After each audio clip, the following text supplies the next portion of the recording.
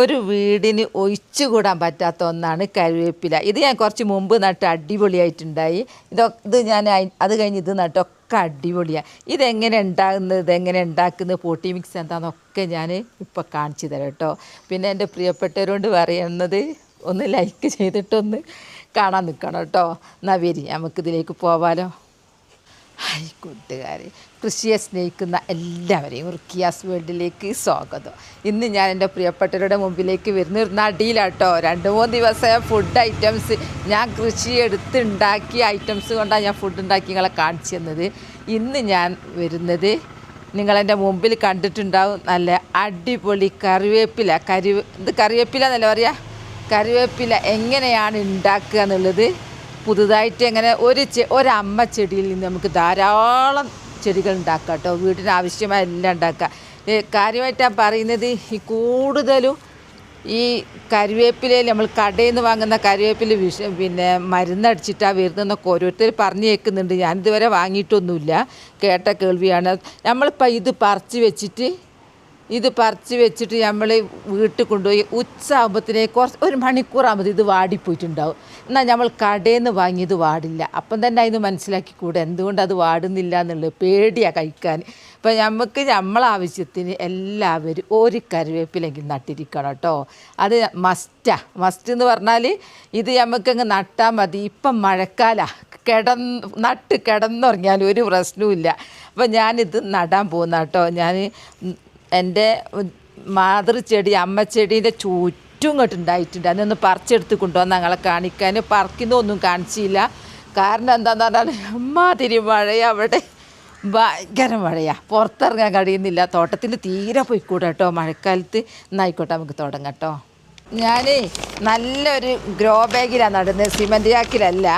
Grow bag ഉള്ളപ്പോൾ പിന്നെ അത് മതിയല്ലോ. ഞാൻ 1 കിലോ കണക്കിന് വാങ്ങിയതാണ്, നല്ല ലാഭത്തിന് കിട്ടിയത് കൊണ്ട്. അപ്പോൾ ഇതിൽ തന്നെ നമ്മളൊന്നും ചെയ്യാനില്ല കേട്ടോ. അത് റൗണ്ടിൽ നിന്നോളൂ.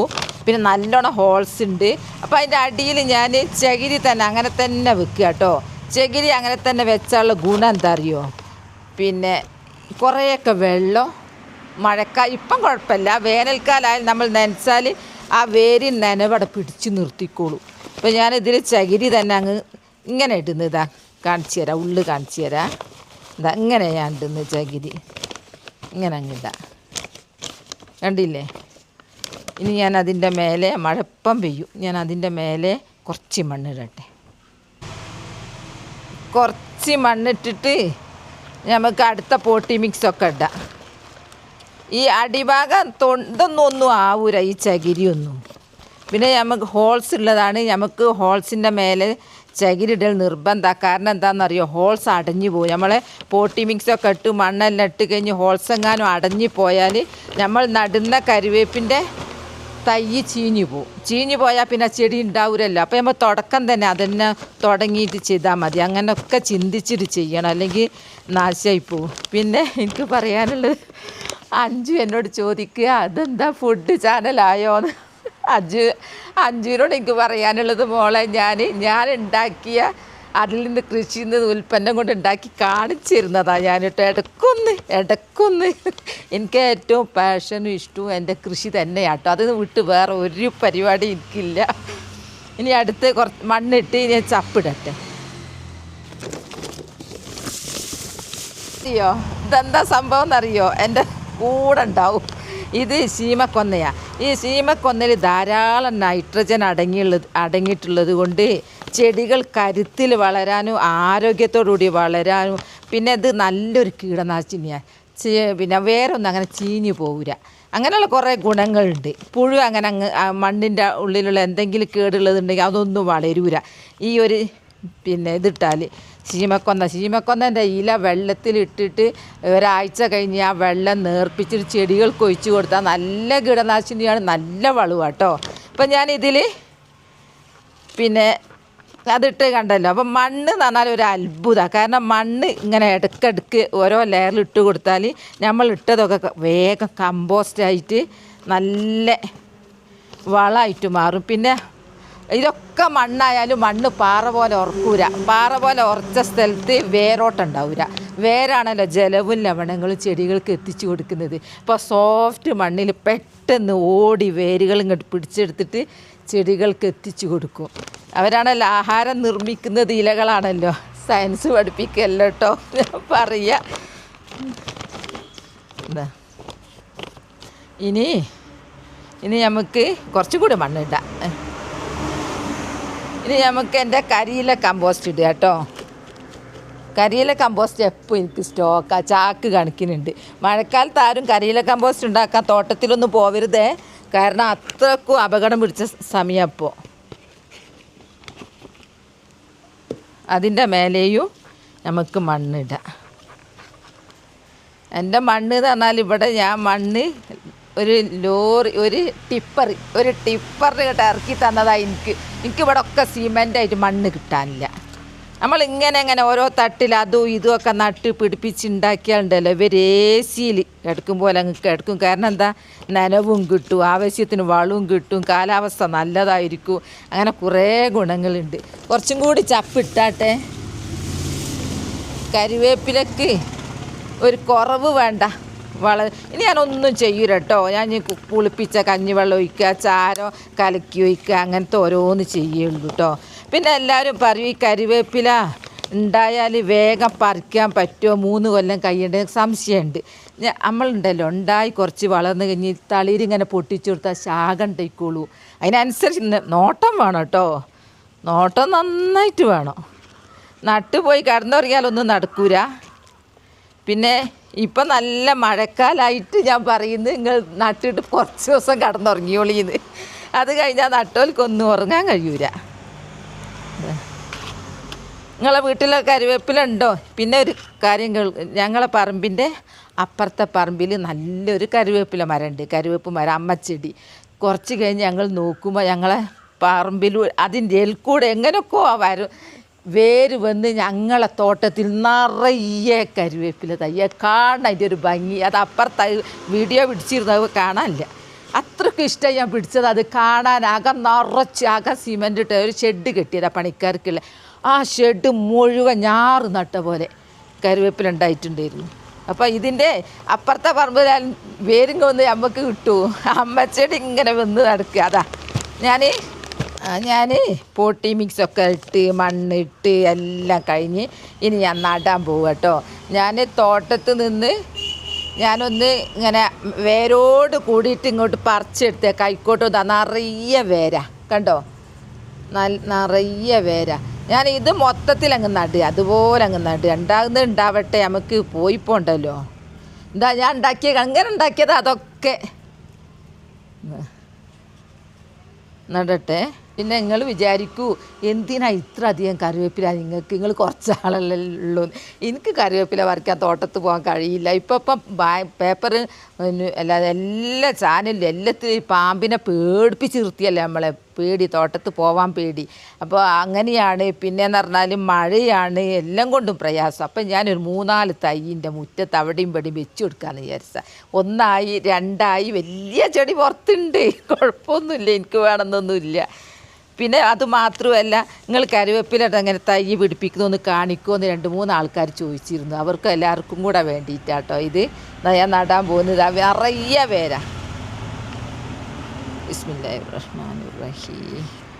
എനിക്ക് മാത്രമല്ല എൻ്റേത് കണ്ടുണ്ടാക്കുന്ന എല്ലാ പ്രിയപ്പെട്ടവരുതും നല്ല അടിപൊളിയായിട്ട് കറിവേപ്പില ഉണ്ടാവട്ടെ. നിങ്ങളെങ്ങനെ ഉണ്ടാക്കുന്നത്, നിങ്ങളെപ്പം നടുന്നത്, നിങ്ങളെ പോട്ടി മിക്സ് എന്താണെന്നൊക്കെ ചോദിക്കുന്നവരുണ്ട്. കൂടുതലും ചോദിക്കുന്നത് എൻ്റെ പൂക്കളെ പറ്റിയിട്ടാണ്. എനിക്കിപ്പം പയർ പറിക്കാനുണ്ട്, എല്ലാ ചെടിയും ഞാൻ മഴക്കാലം നോക്കലേ എപ്പം നടും. എനിക്ക് എന്തെങ്കിലും ഒന്ന് നട്ടിരിക്കണം. ചെടി ഭ്രാന്ത് തലക്ക് പിടിച്ചത് കൊണ്ട് എന്തെങ്കിലും നടണം. രാവിലെ എഴുന്നേറ്റ് എനിക്കിപ്പോൾ പണ്ട് സ്കൂൾ മക്കളായിരുന്നു എൻ്റെ മുമ്പിൽ. ഇപ്പം എൻ്റെ മുമ്പിലുള്ളത് എൻ്റെ ചെടികൾ, പച്ചക്കറികൾ, പൂക്കളും ഒക്കെയാണ്. എൻ്റെ സ്വന്തം മക്കൾ ദൂരെയാണ്, എൻ്റെ അടുത്ത് ഇപ്പം ഇല്ല. ഇതാ വിജയകരമായിട്ട് ഞാൻ കറിവേപ്പില നട്ട് കഴിഞ്ഞു. എനിക്കെൻ്റെ പ്രിയപ്പെട്ടവരോട് പറയാനുള്ളത് മഴക്കാലമാണ്, ഇപ്പം ഏത് നട്ടാലും ഉണ്ടാകുന്ന സമയമാണ്. അപ്പോൾ നിങ്ങളടുത്ത് തൈ ഇല്ലാന്നിരിക്കട്ടെ, അടുത്ത വീട്ടിലെവിടെയെങ്കിലും കറിവേപ്പ് മരം ഉണ്ടെങ്കിൽ അതിൻ്റെ താഴെ ഇപ്പം മഴ പെയ്ത് കുറേ ആയല്ലോ, അപ്പം നന്നായി തൈകൾ ഉണ്ടായിരിക്കും. അവരോട് ചോദിച്ചിട്ട് ഒരു കൈക്കോട്ട് എടുത്ത് കൊത്തി ഇങ്ങോട്ട് കൊണ്ടുവന്നിട്ട് തരും, ആരായാലും തരും, കാരണം ഇഷ്ടംപോലെ തൈകളുണ്ടാവും. എന്നിട്ട് ഇങ്ങനെ നട്ട് പിടിപ്പിക്കണം കേട്ടോ. അതിനൊക്കെ മനസ്സ് വേണം. എന്നാൽ നമുക്ക് വിഷരഹിത കറിവേപ്പിൻ്റെ ഇല നമുക്ക് എല്ലാത്തിനും കറിവേപ്പില വേണ്ട. ഏറ്റവും കൂടുതൽ മീൻ, ഇറച്ചി, ചിക്കന് എല്ലാ സംഭവത്തിനും ഇത് വേണ്ട. ഇതാ കണ്ട അടിപൊളിയായിട്ട് ഞാൻ 3 ഇതൊക്കെ ഉണ്ടാക്കിയതാ. നമുക്ക് നിലത്തുണ്ടെങ്കിൽ ഒന്നും കൂടി മരമാക്കിയിട്ട് ഇതുണ്ടാക്കാം, കുറ്റിച്ചെടിയാക്കി ഇത് വളർത്താം. ഞാനത് കുറ്റിച്ചെടിയാക്കി വളർത്താനാണ് വിചാരിച്ച്. ഞാനിവിടെ കട്ട് ചെയ്യും. കുറച്ച് കഴിഞ്ഞാൽ ഇതിപ്പോൾ കട്ട് ചെയ്യാനായി ഇവിടെ കട്ട് ചെയ്യും, ഇവിടെ കട്ട് ചെയ്യും. നിങ്ങൊരു ശാഖ ഉണ്ടാവട്ടെ, ബുഷിയായിട്ട് വളരട്ടെ എന്ന് വിചാരിച്ചിട്ട്.